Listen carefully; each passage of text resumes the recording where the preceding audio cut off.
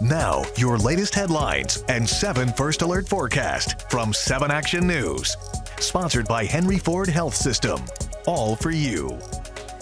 Hello, I'm Dave Llewellyn. Here are your headlines from 7 Action News, and that means we start with the weather. With snow out there, Chief Meteorologist Dave Rexroth with a check of the 7 First Alert forecast. Yeah, snow most of the night here. The heaviest action is done by 1 o'clock. There's not a lot that sticks to the roads, but there'll be some on the grass, top of the cars parked outside, that kind of thing. Up to 1 inch in most areas, maybe a few isolated spots north and west of Detroit that go to 2, not too many of those. So the morning drive, a few slippery spots, especially ramps, bridges, overpasses. Temperatures will be below the freezing mark there. Crews will be out doing their salting thing, but just slow down, be smart about that. Lunchtime and evening drive, temperatures in the low to mid 30s. Not a lot going on at that point, so the roads are better than the morning rush on Tuesday. 29 the overnight low. Again, most areas an inch. Some spots, a few isolated areas may go to 2. It's just not that much on the roads, but it's slippery in a few spots.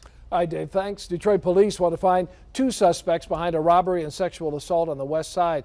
They went after a woman taking out her garbage, forcing her into her home on Huntington Street. Police say a 77-year-old woman inside the home was forced upstairs and fondled. One suspect demanded cash at gunpoint. Neighbors are worried. They say the area is normally quiet.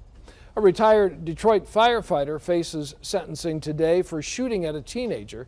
A jury convicted Jeffrey Ziegler of assault with intent to do great bodily harm. Police say 14-year-old knocked on the door of Ziegler's home in Rochester Hills to ask directions after missing the bus. Ziegler claimed he thought the teen was trying to break in. A unique bar in Detroit that's been around for decades is changing hands, but don't expect much else to change at the Caju Cafe on the east side. It's famous for Belgian feather bowling and mussel dinners. The members of the DeVos family have owned the bar since the 1960s. They say the new owners, who take over January 1st, plan to stand by the tradition.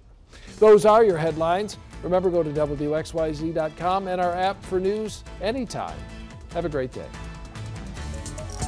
These have been your latest headlines and 7 First Alert forecast from 7 Action News.